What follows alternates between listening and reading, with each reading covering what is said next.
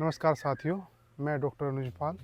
और वैज्ञानिक विधि से जो बाग लगाए जाते हैं, जो सिस्टमिक और चार्ट प्लानिंग होती है, हम उसकी पूरी सीरीज़ शुरू करने जा रहे हैं, जिसमें हम एक एक बिंदु को पूरा अच्छे से डिस्कस करेंगे आने वाली वीडियो में भी।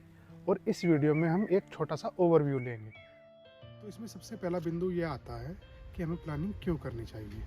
होता क्या है साथियों, किसान जो है साल दर साल अपनी कई पीढ़ियों से जो है केवल अपनी पारंपरिक खेती, जिसमें गेहूँ, धान, गन्ना, मक्का, बाजरा, यही सब फसलें करता आ रहा है। और उसे बागवानी का पता नहीं होता कि मुझे कौन सी वैरायटी लगानी चाहिए, ग्राफ्टेड प्लांट की क्या महत्वता होती है, और प्लांटिंग डिस्टेंस यानी स्पेस बिटवीन प्लांट्स कितना रखना चाहिए, कौन सी मुझे ट्रेनिंग को सिस्टम को फॉलो करना चाहिए, कौन सा प्रूनिंग सिस्टम फॉलो करना चाहिए, और चार्टिंग का कौन सा सिस्टम फॉलो करना चाहिए, उसके बारे में पता नहीं होता। तो किसान भाई साथियों, होता क्या है कि अन्य फसलों के अपेक्षा, यानी जो ट्रेडिशनल फार्मिंग है हमारी, जिसमें कि गेहूं, धान, गन्ना होता है, उसकी अपेक्षा बागवानी जो है ये एक बहुत लॉन्ग टर्म का इन्वेस्टमेंट होता है इसमें। यानी 50, 60, 70 साल तक हमने जो बाग आज लगाया है वो प्रोडक्शन जो है इतने लंबे समय तक देता है। तो ऐसी स्थिति में हमें करना क्या होता है कि हमें चाहे बाग में अपने किसी वैरायटी को सेलेक्ट करना हो, या किसी प्लांट को सेलेक्ट करना हो, क्रॉप को सिलेक्ट करना हो, मैंगो, लीची, गुआवा वगैरह कोई भी चीज़ हम सिलेक्ट करते हैं, या सिस्टम ऑफ प्लांटिंग कोई भी फॉलो करते हैं, उसके लिए प्रॉपर हमारे पास प्लान होना चाहिए। ये नहीं है कि हमने प्लान किया नहीं है और प्लांटिंग कर दी किसी के द्वारा बताए हुए रास्ते पे कि मुझे जो है केवल 3 मीटर पे लगाना है, या 10 फीट पे लगाना है प्लांट को, उतने पे लगा के जो है हम प्लांटिंग कर देंगे, तो बाद में जाकर किसान का मैनेजमेंट उतना नहीं हो पाता है कि उसके प्लांट की कटाई छटाई उतनी करके प्रोडक्शन लिया जा सके। तो यानी हमें सारी चीज़ें पहले से प्लान करनी पड़ती हैं। इसमें हम जो है सबसे पहले देखते हैं कि हमें क्रॉप कौन सी सेलेक्ट करनी है।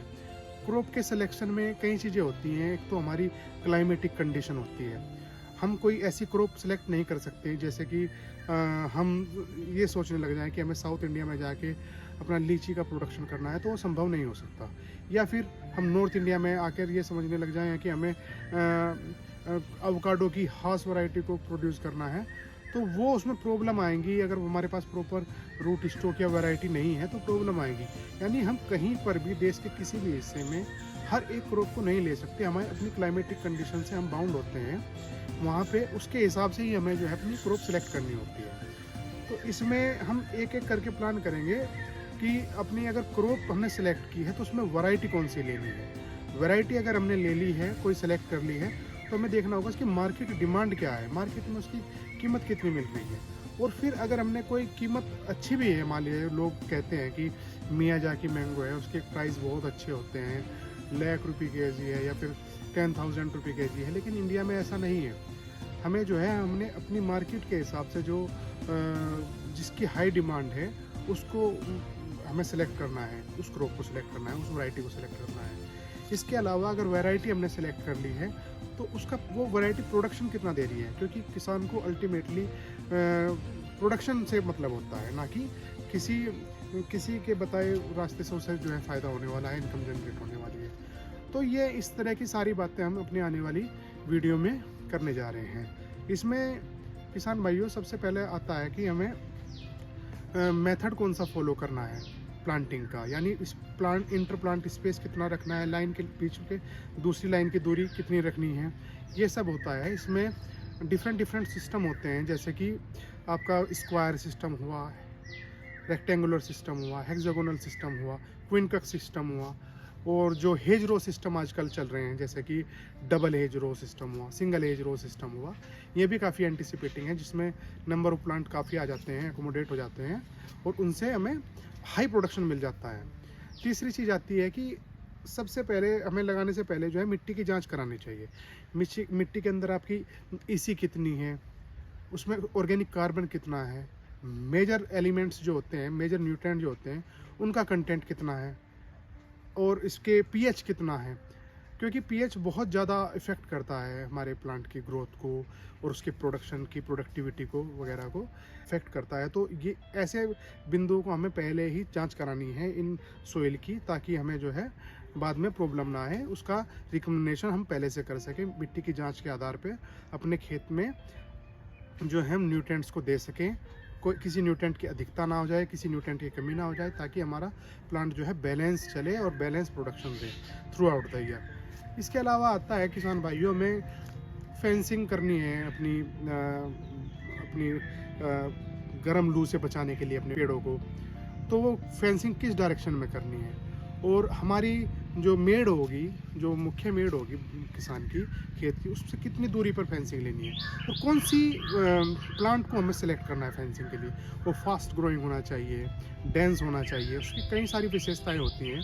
इसके अलावा हम लाइव फेंस प्लांट जो होते हैं, जो आपके करोंदा वगैरह हुआ, या फिर दूसरी क्रॉप होती हैं बहुत सारी जिनसे हम प्रोडक्शन भी ले सकते हैं थोड़ा सा, ऐसे प्लांट को हमें सेलेक्ट करना होता है किसान भाइयों।